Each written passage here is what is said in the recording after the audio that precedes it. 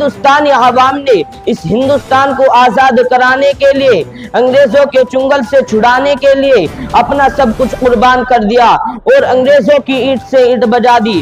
ایک وقت تھا کہ ہمارا ملک انگریزوں کا غلام بنا ہوا تھا اور ہندوستانیوں پر ظلم و ستم کا پہاڑ توڑا جا رہا تھا، انہیں ان کے حقوق سے محروم کیا جا رہا تھا، ان کے ساتھ غلامانہ، مجرمانہ، ظالمانہ رویہ اختیار کیا جا رہا تھا۔ اس لیے 15 اگست 1947 کو جب ہمارا ملک انگریزوں کی غلامی سے آزاد ہو گیا تو 26 جنوری 1950 کو ہمارے اس ملک کے لیے عادلانہ، منصفانہ دستور اور قانون نافذ کیا گیا تاکہ ہندوستان میں رہنے والے ہر فرد کے ساتھ مساویانہ رویہ اختیار کیا جائے۔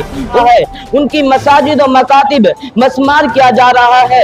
کیا یہ جمہوریت کا خون نہیں ہے؟ سیکولرزم کا مذاق نہیں ہے؟ دستور آزادی کے خلاف ورزی نہیں ہے؟ یہ ہمارے لیے لمحہ فکر ہے، یہ ہمارے حکمران کے سامنے ایک بڑا سوال یہ نشان ہے۔ بسم اللہ الرحمن الرحیم۔ اٹھائے کچھ ورق لالانے کچھ نرگس کچھ گل نے، اٹھائے کچھ ورق لالانے کچھ نرگس کچھ گل نے، چمن میں ہر طرف بکھری ہوئی ہے داستاں میری۔ جناب صدر ذی وقار، معزز اساتذہ کرام اور میرے ہم سفر ساتھیوں، آج کے اس تاریخی جشن یوم جمہوریہ کے موقع پر میری تقریر کا عنوان ہے یوم جمہوریہ۔ حضرات، آج کے اس قوی یادگار کے دن میں ہندوستان کے گوشے گوشے میں مختلف تنظیموں، اداروں، مدرسوں، اسکولوں اور کالجوں میں غیر معمولی دھوم دھام سے یوم جمہوریہ 26 جنوری کا 79واں جشن منایا جا رہا ہے۔ ہندوستان کی آزادی کی کہانی اور جمہوریت کی داستان سنائی جا رہی ہے، مجاہدین آزادی کو خراج تحسین پیش کیا جا رہا ہے۔ دوستو، آج ہم اس ملک ہندوستان میں آزادی کی سانس لے رہے ہیں، چین کی نیند سو رہے ہیں۔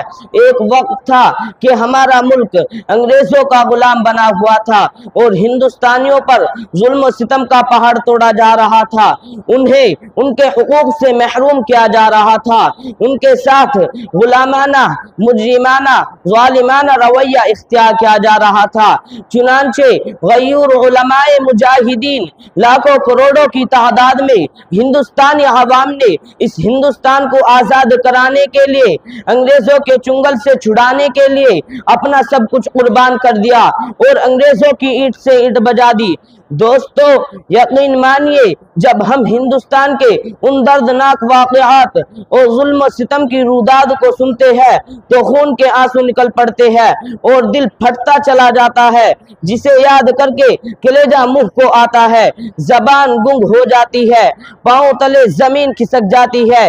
ہمارے اسلاف و اکابر نے صرف اس لیے قربانیاں دی تھی تاکہ ہماری آنے والی نسلیں ہندوستان کی سرزمین پر سکون کے ساتھ رہ سکے، ان کو ان کے حقوق مل سکے اور وہ ملک کو ترقی کی راہ پر لے جا سکے۔ اسی لیے 15 اگست 1947 کو جب ہمارا ملک انگریزوں کی غلامی سے آزاد ہو گیا تو 26 جنوری 1950 کو ہمارے اس ملک کے لیے عادلانہ، منصفانہ دستور اور قانون نافذ کیا گیا تاکہ ہندوستان میں رہنے والے ہر فرد کے ساتھ مساویانہ رویہ اختیار کیا جائے، ان کو ان کے حقوق دیے جائے، ان کی عزت و آبرو محفوظ رہے، ان کی عبادت گاہیں محفوظ رہے۔ اسی لیے ہم ہر 26 جنوری کو یہ دن تاریخ جشن کے طور پر مناتے ہیں، لیکن افسوس صد افسوس کہ آج ہندوستانیوں کا جان و مال محفوظ نہیں ہے، ہندوستانیوں کی عزت و آبرو پر شیخو مارے جا رہے ہیں، ان کے حقوق کو پامال کیا جا رہا ہے، ان کی آبادیوں کو ویران کیا جا رہا ہے، ان کی مساجد و مکاتب مسمار کیا جا رہا ہے۔ کیا یہ جمہوریت کا خون نہیں ہے؟ سیکولرزم کا مذاق نہیں ہے؟ دستور آزادی کے خلاف ورزی نہیں ہے؟ یہ ہمارے لیے لمحہ فکر ہے، یہ ہمارے حکمران کے سامنے ایک بڑا سوال یہ نشان ہے۔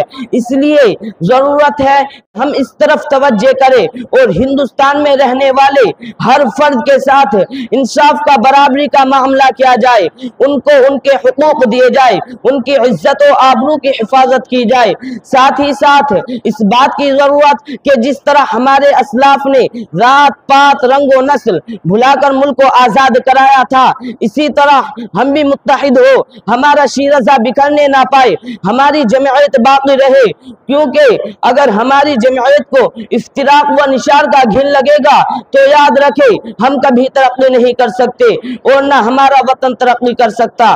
اس طرف توجہ مرکوزی کرنے کی ضرورت ہے کہ ہم متحد ہو، مل جل کر وطن کے لیے کام کرے۔ انہی نیک خواہشات کے ساتھ جدا ہوتا ہوں۔ السلام علیکم ورحمۃ اللہ وبرکاتہ۔